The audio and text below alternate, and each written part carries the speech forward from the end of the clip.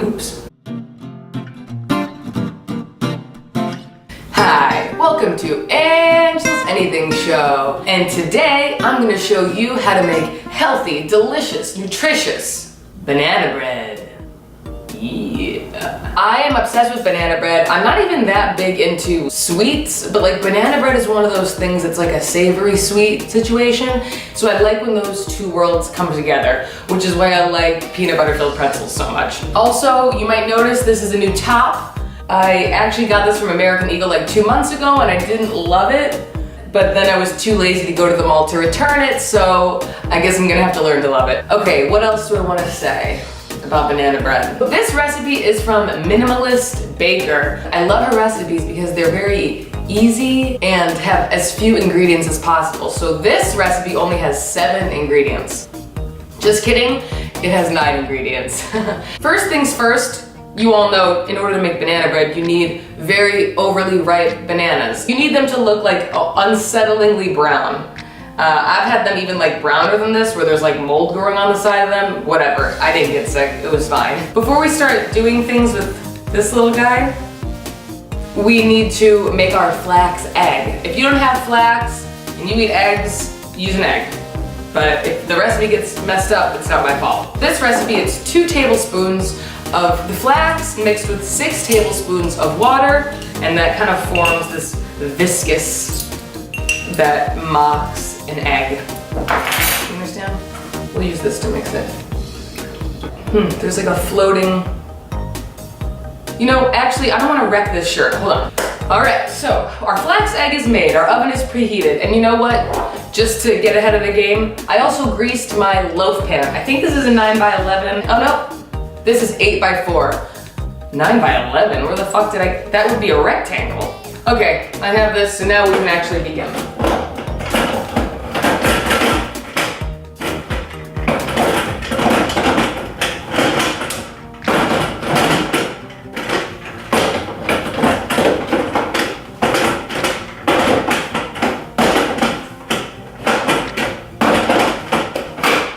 The base of this banana bread and why it's actually like a very healthy banana bread is that you're not using any flour, you are using oats. And these are gluten-free rolled oats. That's just what I get.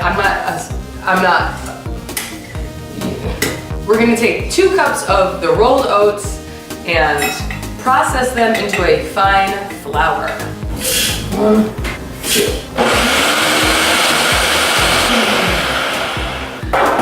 I've made this recipe so many times, and sometimes the oats are really fine in a powder, and sometimes they're a little more chunky. Either way, like, it always turns out really good. It just changes the texture slightly. Once you have your oat flour all purified or whatever, you put it in a medium-sized mixing bowl, and then you're gonna oh god, here we go again. Now we're gonna add the rest of the dry ingredients. A half a cup of coconut sugar, low on the glycemic index, whatever that means.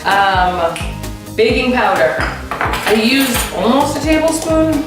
This is empty, hold on, I gotta open the new one. For more texture and bulk, you're gonna add a half cup of non-blended rolled oats. So you do use a lot of oats in this recipe, but like I said, they're pretty affordable. We're done with you now. Thank you for your service. Half teaspoon of salt. I'm looking down because I'm reading a recipe. If you have not figured that out, I don't have a weird tick. Oh, all right, that's it. Our dry ingredients must be mixed. I treat baking like how I treat my laundry. I don't separate. I don't separate the whites from the darks. I don't separate the dries from the liquids, except in this recipe because it's kind of important. Next, it's gonna get gooey in here, folks. Time to move on to the wet ingredients. So we're taking our ripe bananas. This recipe says to like smush them in a bowl, but I have this food processor and I'm gonna use that because I don't wanna get my hands dirty. Now I know there might be some people watching this right now looking at these blackened bananas thinking, Angela, you are so nasty. That is so disgusting. You know who you are. I can hear you right now mocking me. And that's fine. If you don't want to eat my delicious banana bread, you won't get a piece. Now, some people have tried it. They think it's delicious. Ask them. This recipe calls for almond butter. I will usually buy like the little travel packets, and 2 of them is 1/4 of a cup, which is what the recipe calls for. You can use peanut butter in its place or tahini. We probably have just enough peanut butter left for this recipe. All right, 1, 2, uh-oh. I'm gonna have to switch to tahini, hold on. Oh yeah, much easier to pour. Apple cider vinegar.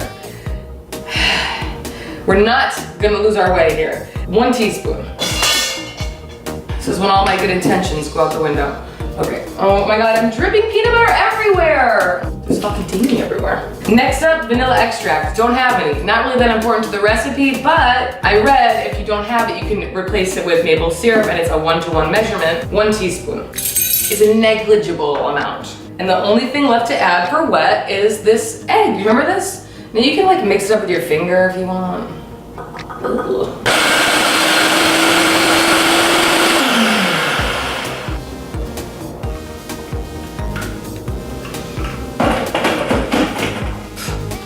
Now we incorporate the dry into the wet. Normally I just like dump all the dry into the wet, but I'm gonna finesse this a little bit. I'm gonna incorporate a little more slowly. So I'm trying to like fold this and mix this without rigorously stirring it, because if you can avoid overworking it as much as possible, that's what gives you like the fluffy. It's a little tip for your pancakes too. All right. Woo! So I have a little extra flourish I like to add to mine, which is, I like to add some pepitas, pumpkin seeds. Nothing crazy, just, I don't know.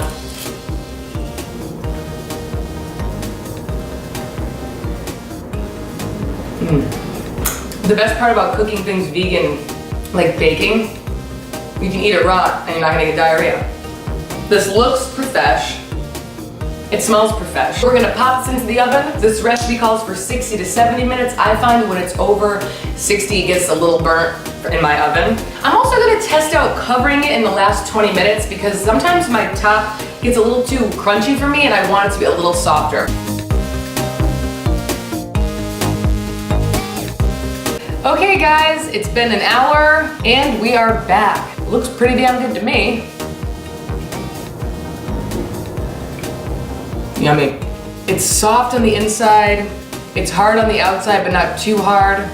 I would definitely use the foil, it worked out really well. I love the pumpkin seeds of this too, it just adds a little crunch. It's so good. And it lasts about a week, unrefrigerated, so you do the math. How long is it gonna take you to eat this? A day? 2 days? This is so fluffy. This is definitely the best version of this that I've made. I can't recommend this banana bread enough. And thank you all for watching. I hope that you like this. Check out the description box below because I will have a link to the actual recipe with all the measurements and stuff. All right, well, I'll see you next time. Goodbye.